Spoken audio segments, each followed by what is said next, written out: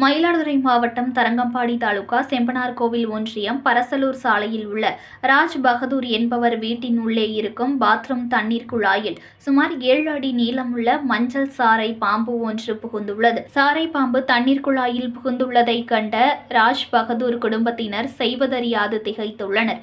பின்னர் சீர்காழியில் உள்ள பாம்புபிடி வீரர் ஸ்னேக் பாண்டியன் என்பவருக்கு தகவல் அளித்ததன் பேரில் உடனடியாக வந்த ஸ்னேக் பாண்டியன் தண்ணீர் குழாயின் உள்ளே மறைந்திருந்த சுமார் 7 அடி நீளமுள்ள மஞ்சள் சாரை பாம்பை சில மணி நேரம் போராடி உயிருடன் பிடித்துள்ளார். சுமார் 7 அடி நீளமுள்ள மஞ்சள் நிற சாரை பாம்பை கண்ட குடும்பத்தினர் அதிர்ந்து போயுள்ளனர். இந்த நிலையில் சாரை பாம்பை பிடித்த ஸ்னேக் பாண்டியன் பத்திரமாக வனப்பகுதியில் கொண்டு விடுவித்துள்ளார்.